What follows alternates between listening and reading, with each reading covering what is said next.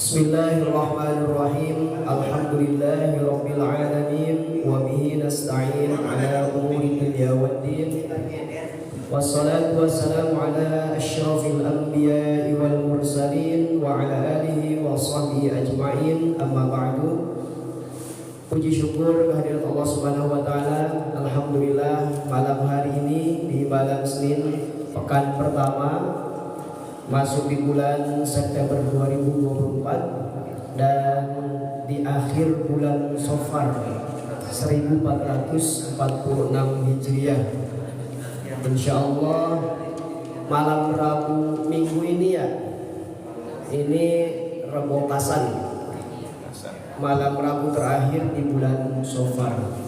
Mudah-mudahan Allah Subhanahu wa taala senantiasa memberikan kesehatan, dijauhkan dari balai dan juga penyakit yang Allah turunkan di bulan Safar.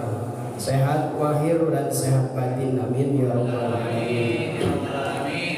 Salawat dan salam kita sampaikan selamanya kepada junjungan alam baginda Nabi Muhammad SAW, kepada seluruh pengikutnya, seluruh keluarganya, para sahabat dan juga seluruh umat Nabi SAW, termasuk kita, mudah-mudahan termasuk umatnya yang mendapatkan syafaatul uzma yaumil qiyamah. Amin ya rabbal alamin.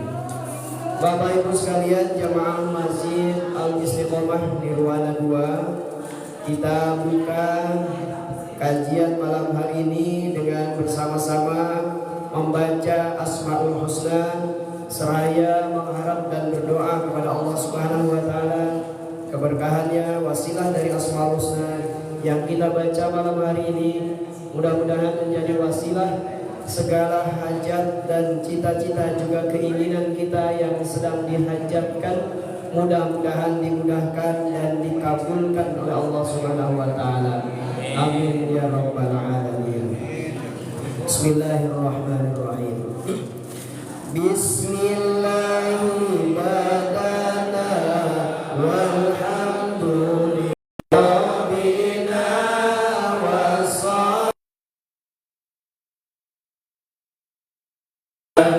habibina ya Allah ya Rabbana anta maqsuduna ridaka matlubuna dunyana wa ukhrana ya Rahmanu ya Rahim ya Maliku ya Qudus ya Salamu ya Mu'min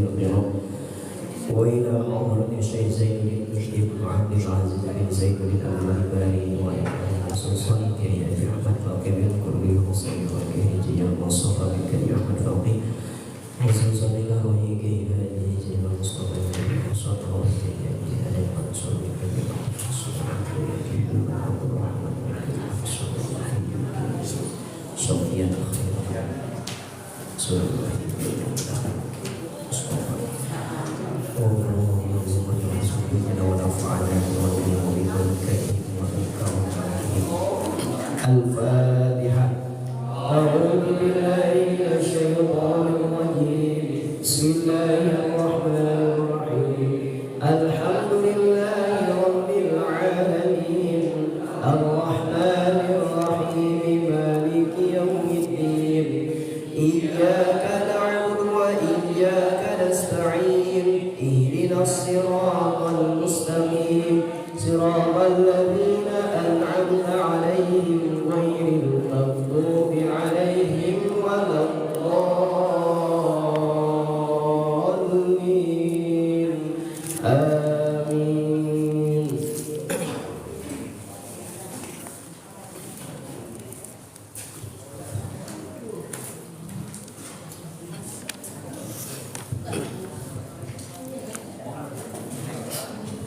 Jamaah yang dirahmati Allah Subhanahu wa taala, wabil khusus para pengurus Dewan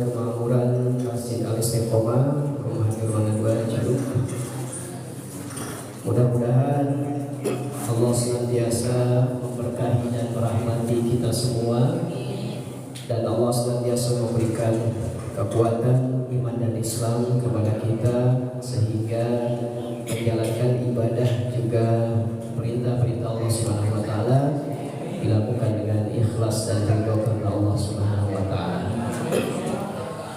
Jangan lupa di setiap kita di masjid niatkan i'tikaf agar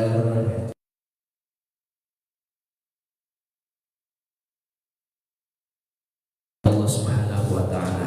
Amin.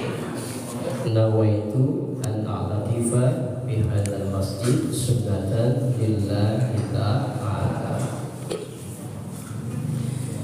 Jamaah yang dirahmati Allah Subhanahu wa taala, materi kajian kita malam hari ini masih melanjutkan terkait tentang masalah murtad. Namun sebelumnya saya akan membacakan beberapa ayat dari 3 surat yang berkaitan atau berkenaan dengan kemurtadan atau keluar daripada Islam. Yang pertama di dalam surat Al-Baqarah ayat 217. Ini sebagai dalil daripada orang yang murtad atau keluar daripada Islam, konsekuensi yang akan diterima oleh orang-orang yang murtad karena Allah, murtad kepada Allah Subhanahu wa taala. Bismillahirrahmanirrahim. Potongan ayatnya, wa may yartadid minkum an dinihi fayamut wa huwa kafirun fa ulaika habitat a'maluhum fid dunya wal akhirah wa ulaika ashabun nar hum fiha khalidun. Waman dan siapa yartadid ia murtad minkum di antara kalian semua, keluar daripada Islam, andinihi dari agamanya, setelah murtad fayamut kemudian dia mati, wa huwa kafirun maka orang itu dinyatakan sebagai orang kafir. Orang yang murtad yang kemudian tidak sempat dia kembali kepada Islam, dia tidak sempat bersyahadat kembali, kemudian dia meninggal, maka meninggalnya dalam keadaan kafir. Kalau kafir berarti tidak membawa iman Islam. Ibadah yang tahunan, yang saat dia keluar Islam kemudian tidak sempat kembali ke Islam, maka seluruh amalnya habis. Kalau dia usia Islam itu 10 tahun sebelum meninggal,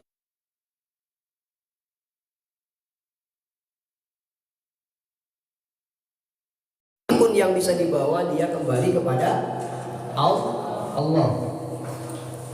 Faulaika habitat a'maluhum fid dunya wal akhirah. Maka menjadi sia-sia seluruh amalannya, baik amalan dunianya maupun amalan akhirat. Wa ulaika ashabun nar. Ini konsekuensi yang paling pedih bagi orang yang murtad keluar Islam, tidak sempat kembali kemudian mati. Maka dia menjadi penduduk ahli neraka. Hum fiha khalidun. Dia akan kekal selamanya di dalam neraka itu. A'udzubillah summa na'udzubillah.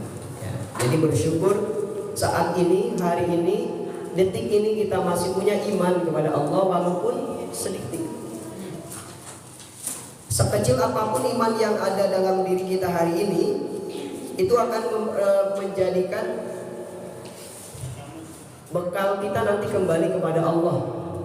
Dan segala amal ibadah kita yang hari ini kita kerjakan, itu juga yang akan kita bawa nanti menghadap Allah Subhanahu wa taala. Kemudian yang kedua,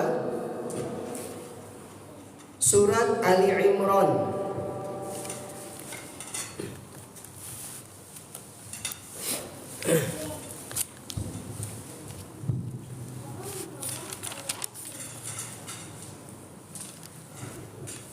Surat Ali Imran ayat 90 sampai 91. Innal ladzina kafaru ba'da imanihim summa zdadu kufran lan tuqbala taubatuhum wa ulaika humud dhallun. Saya bacakan 3 surat ini supaya menjadi pengingat nantinya bahwa kemurtadan ini sudah Allah catatkan konsekuensinya dalam Al-Quran. Kalau sudah dicatat dalam Al-Quran, pastinya dengan keyakinan kita, pastinya itu akan terjadi. Jadi catatan ini sebagai pedoman dalam Al-Quran ini, sebagai bukti nyata bahwa orang yang murtad itu nanti mendapatkan konsekuensi. Dari hidup kita juga di dunia kan punya konsekuensi nanti. Kalau kita mengerjakan amal soleh, maka kebaikan yang akan kita terima. Tapi kalau sebaliknya,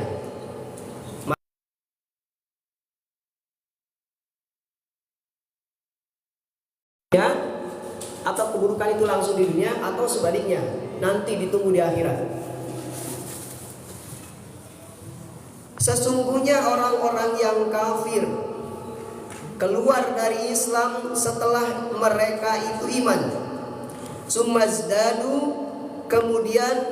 Sumazdadu kufron, kemudian bertambah kekafirannya. Lan tuqbala taubatuhum, tidak akan diterima taubat mereka. Wa ulaika humud dhallun, dan mereka itulah orang-orang yang sesat. Orang yang kafir setelah iman berarti dia sudah pernah iman kepada Allah Subhanahu wa taala.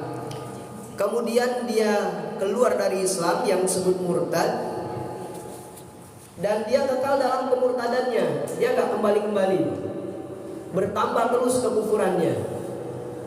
Keyakinan yang dulu dia yakini dalam keislaman, dalam iman yang sebelumnya, kemudian dia kafir, kemudian kekafirannya itu terus bertambah, artinya dia tidak kembali lagi. Maka Allah Subhanahu wa taala tidak akan menerima taubatnya. Ya, kalau sudah terlanjur kafir terus istiqomah dalam kekafirannya, gak kembali-kembali, saat ada waktu dia mau kembali, taubatnya tidak diterima. Bahkan yang parahnya tadi, dia meninggal, mati dalam keadaan kafir. Maka mereka orang yang sesat. Mereka bisa masuk Islam kalau hidayah itu datang. Tapi kalau kadung, ya, kalau orang yang sudah karatan, imannya sudah tidak ada, hatinya sudah tertutup, warna putihnya tidak ada sedikit pun, dia sudah warna hitam. Dalam catatan hatinya itu sudah tidak ada kebaikan, bahkan tidak yakin kepada Allah Subhanahu wa taala, hilang imannya, maka mereka adalah orang-orang yang sesat. Kalau orang sesat kira-kira kita ikuti atau jauhi? Tapi tidak menutup kemungkinan, karena hidayah itu nggak tahu kita ya. Nanti bagaimana kita bersikap kepada orang-orang seperti itu dalam keadaan kita beriman kepada Allah Subhanahu wa taala. Kemudian yang terakhir dalam surat An-Nahl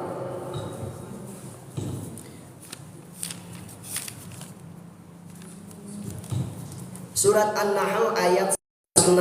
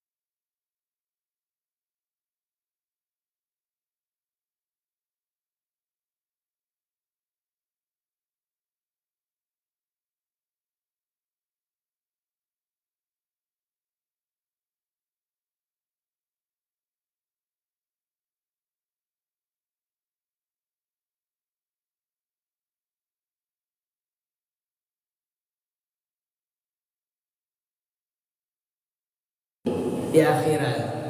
Kalau kemurkaan yang terjadi di akhirat nanti, dia tadi ashabun nar, menjadi penduduk neraka abadi.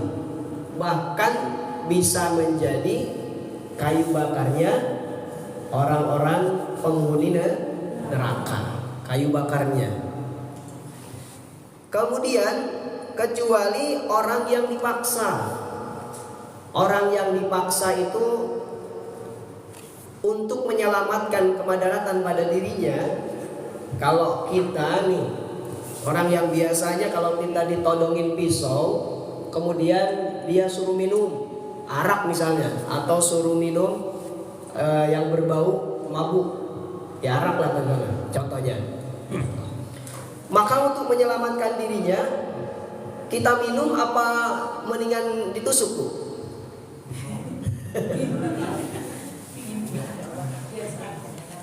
Itu baru pengorbanan nyawa itu. Ini kalau iman, kalau ditodongin pisau, kita suruh pindah agama Bu. Kalau demi keselamatan, lebih baik kita mati ditusuk menyelamatkan iman, atau kita ikut mati aja. Ya.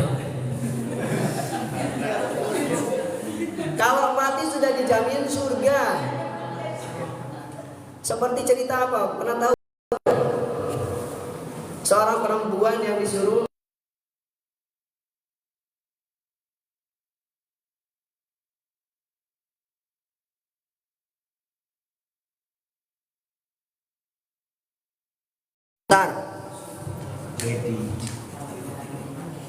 Ada juga kisah para ulama yang sampai dibunuh, kepalanya terpisah dengan badannya, ya. Sampai kepala itu tergelincir, masih bisa mengucapkan lafaz la ilaha illallah. Kita makan banyak ya, zaman sekarang disodorin sembako aja masih bisa pindah.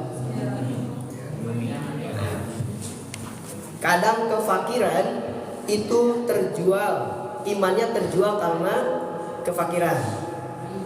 Ya. Banyak korban yang sudah menjadi korban ketika kefakiran melanda. Ada orang yang membawa sembako, dia suruh pindah, imannya gak kuat, pindah imannya. Itu ya. Bagaimana kalau pura-pura? Nah, pura-pura dulu diterima, oke lah saya misalnya masuk agamamu, diterima, setelah itu baru dia syahadat lagi tanpa sepengetahuan orang yang mengasih sembako. Itu gimana hukumnya?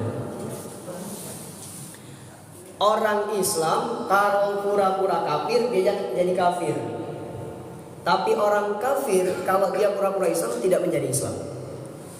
Itu bedanya. Makanya keimanan kita itu bukan untuk dipermainkan. Ya. Nah, jadi walaupun dia pura-pura, tapi itu sudah termasuk dia murtad, keluar daripada keimanannya. Keislamannya terjual dengan sembako. Ya. Nah, itu 3 surat yang menjadikan landasan atau dalil bahwa seseorang yang keluar dari Islam, dari keimanannya, tergadai maupun terjual, maka ada konsekuensi yang sangat pedih. Menjadi ahli neraka, kekal di dalam neraka, dan kemurkaan Allah pun akan dia terima. Na'udzubillah. Nah, berangkat dari itu, maka kajian yang terdahulu yang pernah kita sampaikan, yang begitu banyak contoh yang diberikan oleh Imam Zainuddin Al-Maribari dalam kitab Irsyadul Ibad, diperinci sampai dengan 60-an lebih.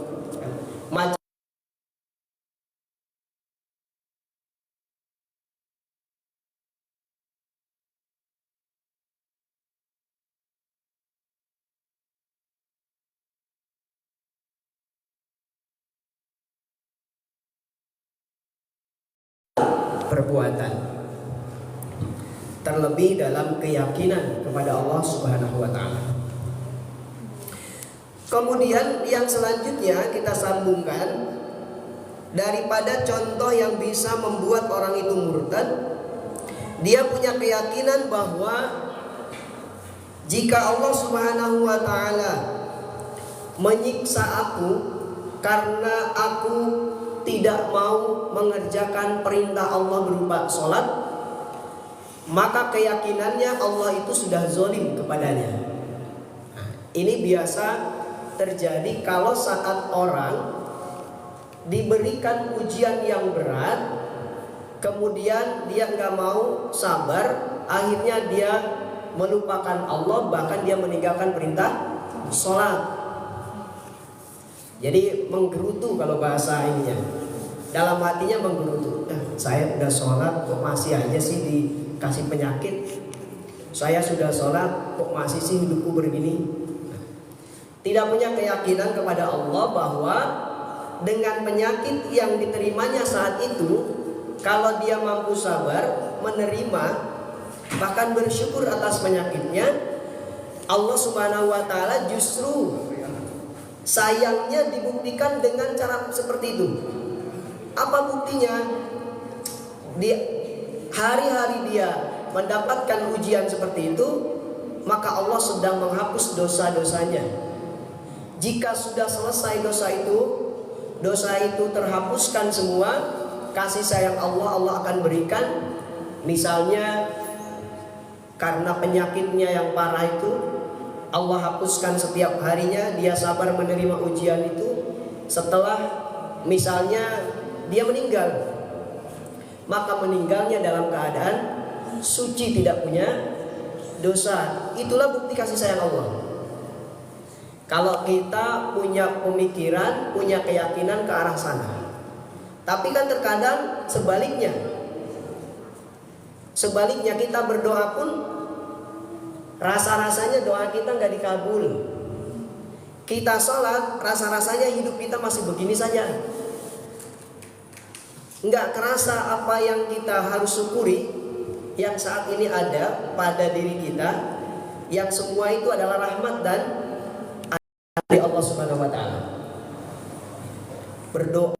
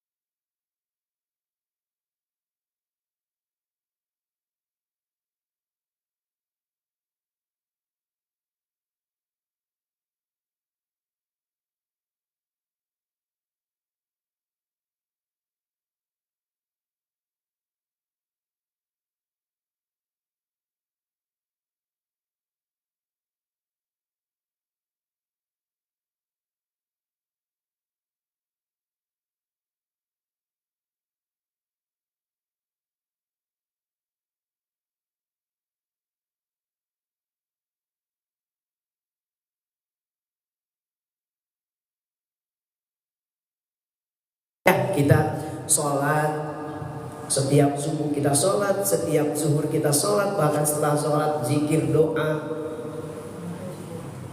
tapi masih begini-begini aja, itu ya, maka dia beranggapan Allah itu zalim. Na'udzubillah. Kemudian bila ada nabi atau rasul bersaksi, maka aku tidak akan membenarkannya. Kalau zaman sekarang ya, karena zaman sekarang sudah tidak ada nabi dan rasul. Nabi dan rasul ditutup oleh siapa? Nabi Muhammad Sallallahu Alaihi Wasallam. Kalau wali mungkin ada, tetapi kalau untuk Nabi dan Rasul sudah tidak akan ada. Maka Nabi dan Rasul sudah ditutup. Saat ada orang yang mengaku Nabi dan Rasul, itu tidak wajib kita membenarkan. Karena keyakinan kita Nabi Rasul itu sudah ditutup oleh Nabi Muhammad sebagai penutup para anbiya, para nabi. Kecuali wali-wali Allah. Mungkin ada, masih ada saat ini. Cuma tanya aja nggak tahu.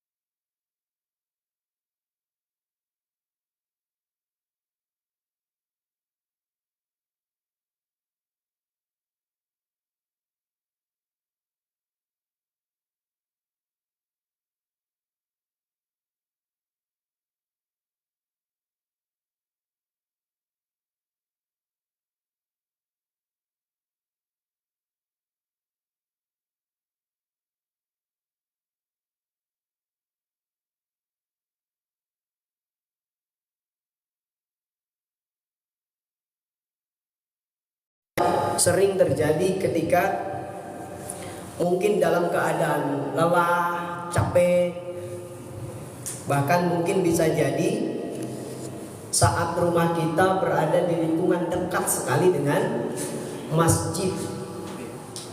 Kalau yang dekat dengan masjid kan otomatis suaranya lebih kencang ya. Suara azan yang begitu terdengar saat berada rumah kita itu dekat dengan masjid, sementara keadaan kita sedang capek, sedang lelah, menikmati istirahat ya. Dia merasa terganggu tuh dengan adanya suara azan. Yang biasanya kan kalau terganggu menggerutu juga ya. Apapun ungkapannya dalam hati, dia yang tahu dia dirinya. Ya azan kenceng-kenceng amat sih suaranya begitu. Apalagi yang azannya aki, suaranya gak enak. Ya. Bahkan dengan suara seperti itu dia menghina. Ya itu mentang-mentang tadi yang azannya aki-aki, udah mas suaranya gak enak, kitanya lagi capek, suaranya kenceng, rasa-rasanya gak enak itu di telinga ya. Nah menggerutulah dalam hati, ya azan gak enak banget sih suaranya nih, ganggu orang istirahat aja. Nah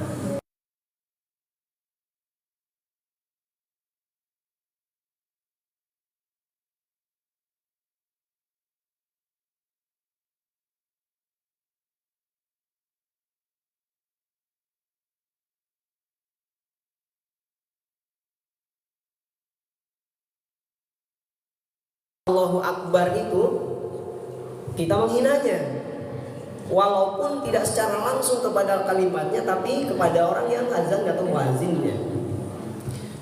Tapi yang dilihat kan bukan itu, apa yang diucapkannya. Lafaz azan itu adalah mengagungkan Allah Subhanahu wa Ta'ala. Bahkan azan itu kan mengajak, ajakan kepada orang-orang Islam. Saat azan itu datang berkumandang, dia mengajak orang untuk sholat. Hayya 'alas shalah, mari kita sholat. Hayya 'alal falah, kalau kamu mau bahagia ayo kita sholat. Mengajak kebahagiaan, mengajak perintah, mengerjakan perintah Allah Subhanahu wa Ta'ala ya. Nah itu terkadang tanpa kita sadari, kalau sudah ada rasa seperti tadi, memang kalau keadaan lelah itu biasanya nafsu amarah kita itu naik, emosi. Apalagi ada suara-suara yang kencang. Kalau tidak direndam dengan ketenangan, dengan zikir, dengan istighfar, nah itu bisa jadi terarah ke arah yang lebih buruk nanti. Akhirnya kita menghina kalimat azan. Ya. Kemudian berkata bahwa kalau terjadi kiamat, ya, kalau terjadi kiamat, kemudian terjadi sesuatu nantinya di alam mahsyar, maka ungkapan dalam hatinya atau perasaan atau keyakinannya, dia akan pernah merasa takut. Kalau sudah tidak merasa takut saat ada orang yang menjelaskan, orang yang menyampaikan atau info apapun tentang bagaimana kejadian kiamat, bagaimana terjadinya kiamat, sebab-sebab dan lain sebagainya, enggak merasa takut dalam hatinya. Karena apa? Bisa jadi enggak percaya, atau bisa jadi bahkan sombong. Sombongnya apa? Lah, tenanglah, saya udah banyak amalnya. Ya. Kalau sudah tidak merasa takut, maka itu yang dikhawatirkan.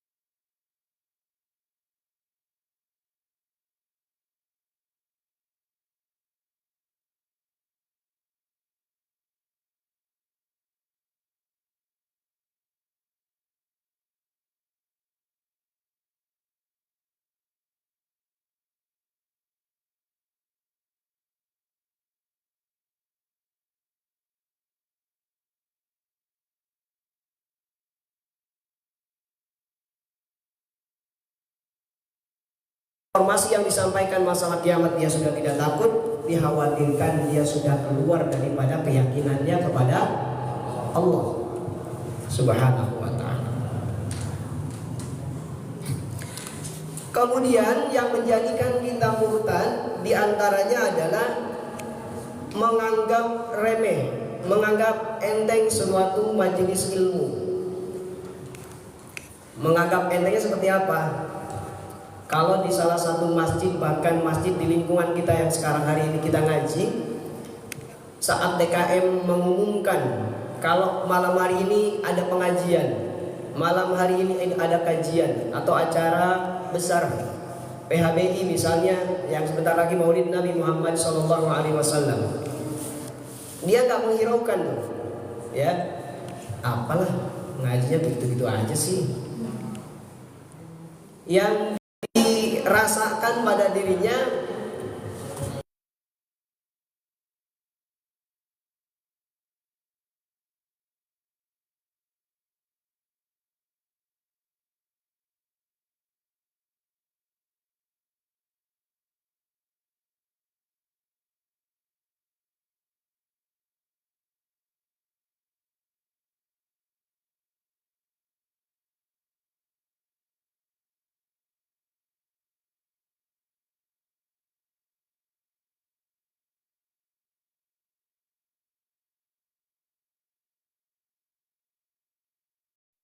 Tapi saat ikut PHBI ya jadi kenal, si itu di blok apa ya, kok baru lihat, menjadi kenal. Dan bahkan saat kita menuntut ilmu, berkumpul di majelis ilmu seperti ini, malaikat Allah itu membeberkan sayapnya, bahkan memintakan ampunan untuk orang-orang yang duduk di majelis. Satu kali bahasan satu pasal dalam majelis ilmu, kemudian kita mengikutinya, itu pahalanya sama dengan kita sholat 100 roh. Udah pernah belum? Sholat 100 rakaat.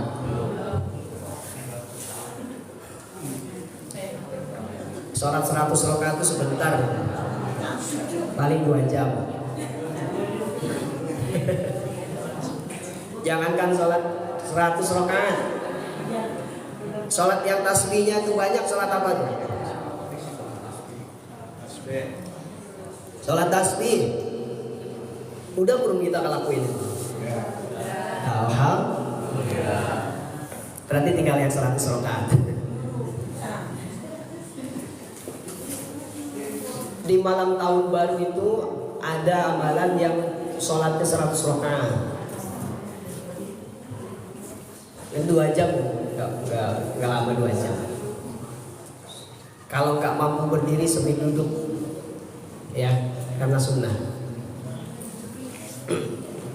Nah itu menganggap remeh dalam majelis ilmu, baik acara kajian mingguan ataupun PHBI pada waktu-waktu tertentu, Maulid Nabi, Isra Mi'raj, menyambut bulan Muharram, kemudian apalagi akikah, ya, yang sering kumpulan ngaji itu kan banyak. Kalau kita tidak punya halangan yang lebih penting, yang masih bisa ditinggalkan, keadaan kita juga masih sehat, ya.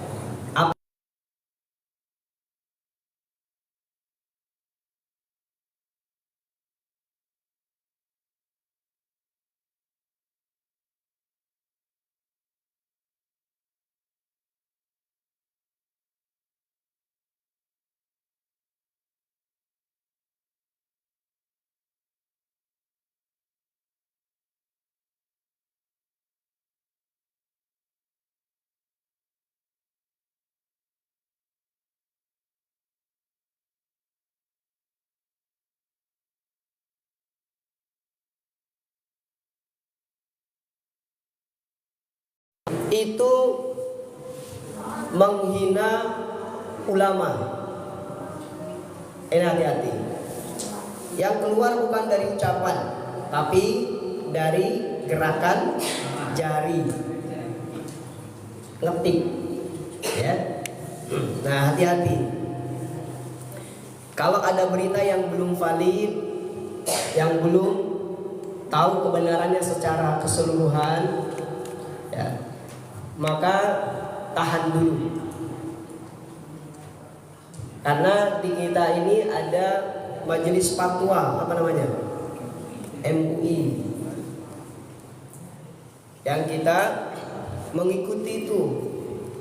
Kalau kita merasa tidak tahu, ya, mau berbuat, mau apa namanya, berbuat sesuatu di media sosial, sedangkan kita tidak tahu ini benar atau salah, tapi ngikut-ngikut orang. Nah ini yang bahaya, ya. Karena MUI kita juga tidak tinggal diam ketika ada orang yang mungkin bisa membuat apa namanya, penistaan agama, ya, dan lain sebagainya, yang melanggar aturan, yang bisa membuat umat Islam itu merasa terganggu. Itu pasti ada langkah-langkah yang akan ditempuh. Sama kayak polisi kalau mau menyelesaikan satu kasus itu kan tidak langsung tangkap orangnya. Jadi diselidiki dulu. Kayak dulu zamannya siapa? Panji Gumilang. Itu kan diselidiki dulu, ya. Kalau indikasinya sudah terbukti, maka akan dilakukan tindakan. Biasanya sebelum bertindak nanti ada semacam komunikasi langsung dari pihak-pihak terkait dari MUI yang bagiannya ya, bagian dakwah itu biasanya. Kalau terindikasi itu merupakan kesesatan, maka akan ditindaklanjuti.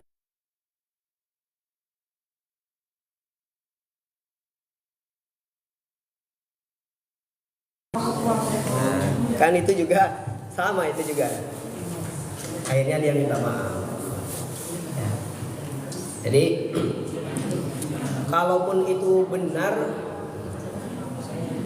ada waliullah ya, nah kita juga nih kalau misalnya ada orang yang menyampaikan sesuatu yang di luar nalar itu kan terkadang wah ini kayaknya dipiralin ya nih. Zaman sekarang kan begitu. Ya seperti kasus yang terakhir kemarin tuh kayak gara-garanya mungkin orangnya nggak tahu itu awalnya, cuman karena ada yang memvideokan akhirnya disebarluaskan viral. Ya, nah, jadi hati-hati. Media sosial itu jangan sampai membawa kita ke dalam hal-hal yang negatif. Mendingan kayak kayak WA, kemudian Instagram, TikTok, Facebook dan lain sebagainya, semua media sosial ini kan kita ngajak kebaikan, itu lebih bermanfaat kayaknya. Walaupun tantangannya saat kita mengajak kebaikan di dalam media sosial, misalnya di grup nih ada kan, dalam satu grup itu pasti ada yang rajin satu yang nge-share itu, ngajakin apa atau nge-share satu hadis, itu pasti ada satu orang.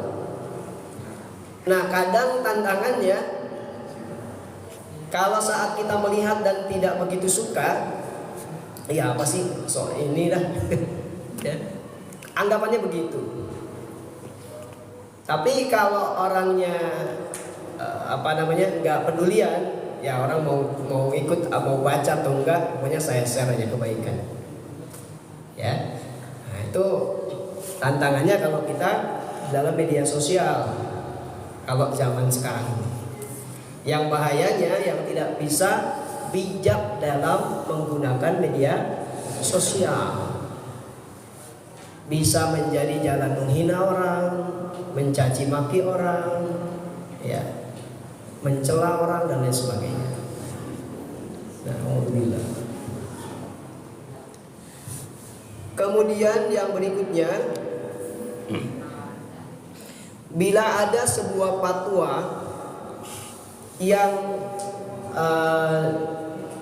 dibuat kemudian disampaikan kepada kita, lalu anggapan kita fatwa itu tidak berguna, padahal tujuan fatwa itu adalah untuk kemaslahatan.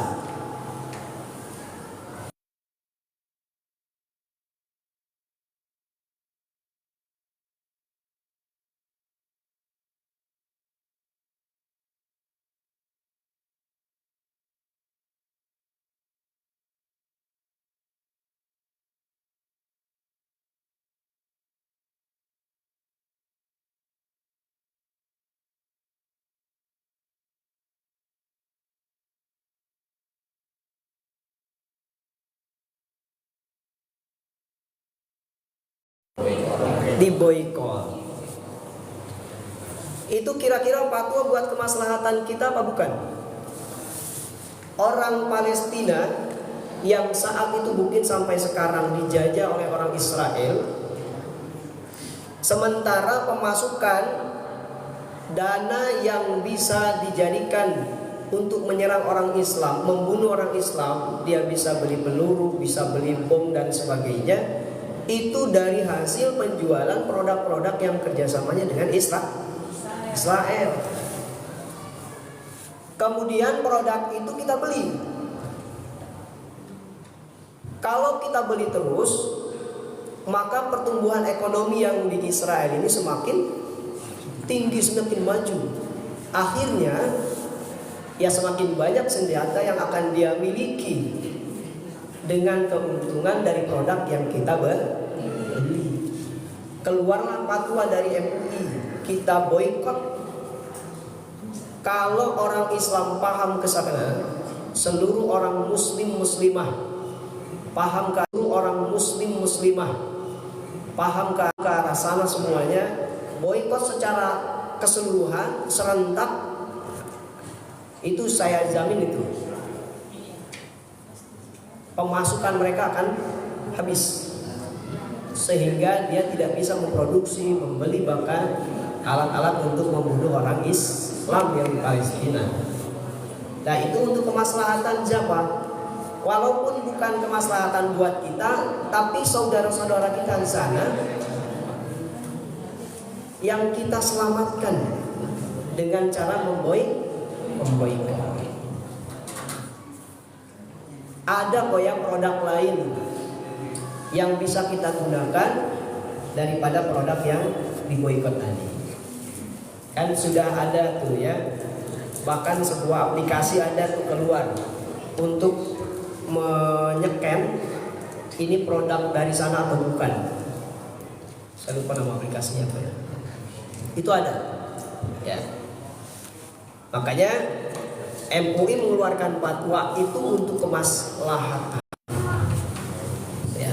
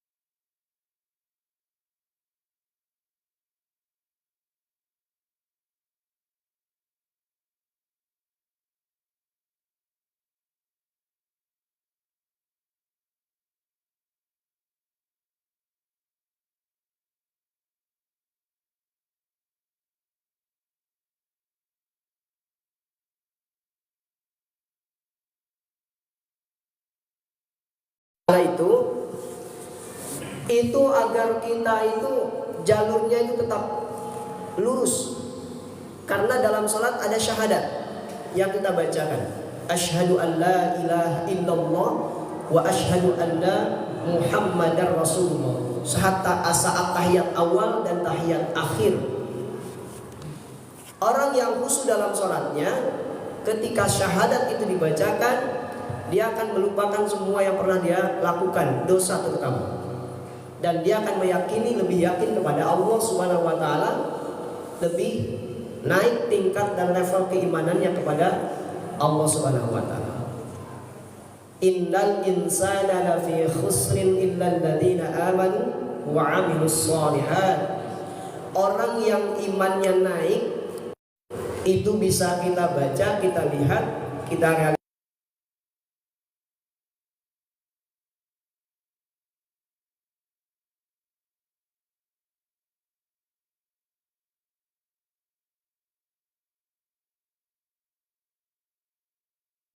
Ibadahnya itu imannya lagi turun, karena kita bukan malaikat, bukan setan. Malaikat yang terus naik imannya, setan yang gak ada imannya. Kita turun terus misalnya, kadang naik, kadang turun, kadang standar di tengah-tengah. Kalau lagi diberikan, makanya kalau saat kita itu rajin ibadah, nikmat dalam ibadah itu luar biasa itu. Anugerah yang paling tinggi, rahmat Allah itu. Saat kita diberikan betah ibadah, betah melakukan kebaikan, rasa-rasanya pengen zikir terus, istighfar terus, pengen sholat terus, pengen ngaji terus, gitu ya. Saya waktu selesai aliyah itu dulu punya niatan saya pesantren sambil kerja. Saya tanya-tanya temen, akhirnya ditunjukin lah sama teman saya. Dia punya kakak orang Cianjur. Kemudian saya diantar sampai ke Padalarang. Di sana itu saya daftar pesantren ngaji. Di sela-sela pagi nggak ngaji, saya diantar sama teman yang sudah kerja di situ. Dia ada teman saya diantar beberapa orang kerja sambil pesantren. Jadi kalau pagi sampai sore dia kerja, dari sore sampai subuh dia ngaji. Qadarullah itu saya waktu itu saya buat lamaran kalau nggak salah 5 itu. 5 lamaran saya masukin pabrik semuanya. Dan qadarullah itu satu pun nggak ada yang dipanggil. Selama berbulan-bulan saya tunggu gak ada panggilan. Kemudian akhirnya Allah memberikan saya betah ngaji. Dari situ sampai 1 tahun saya ngaji di situ. Namatin Sulamut Taufik saya waktu itu, dengan almarhum guru saya di Padalarang. Saya berkeyakinan dalam hati itu mungkin Allah suruhnya ngaji buat saya. Makanya Allah kasih betah buat saya untuk ngaji. Tidak diberikan kesempatan, tidak diberikan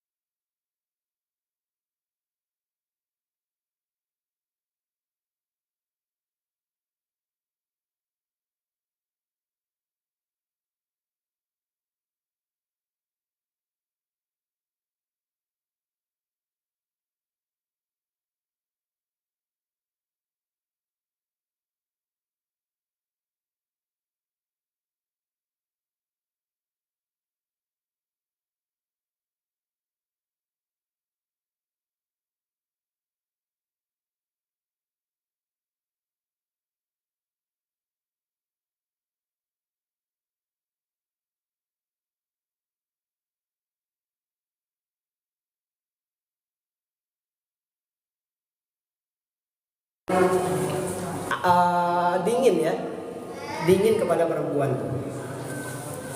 Karena memang pertama kalau di pesantren saya perempuannya bercadar. Bercadar itu tujuannya supaya laki-laki, santri laki-laki gak ngeliat wajahnya. Santri kalau udah ngeliat wajahnya ini cantik, ini begini, nah itu bahaya. Tergoda, akhirnya ngajinya gak fokus. Alhamdulillah 5,5 tahun selesai, masa pengabdian 2 tahun, jadi 7,5 tahun. Sebelumnya 1 tahun saya ngaji, sebelumnya lagi 1 tahun, hampir 9 tahun setengah, 10 tahun. Iya, itu ya. Jadi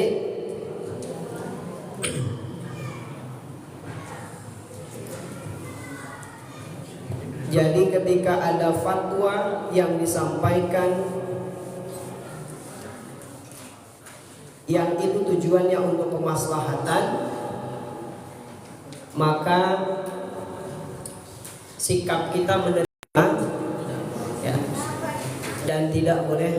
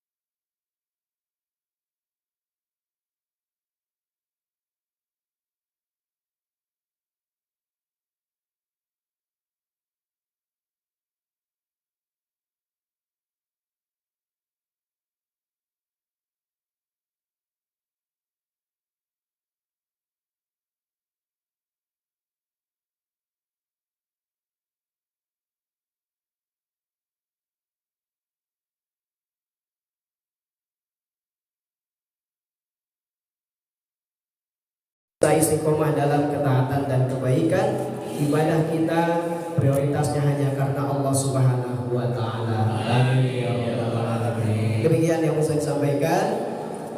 Jika ada salah mohon maaf, dan mudah-mudahan apa yang disampaikan menjadi pengingat juga penguat keimanan kita kepada Allah Subhanahu wa taala. Amin. Wallahul muwaffiq ila aqwamit thoriq. Wassalamualaikum warahmatullahi wabarakatuh.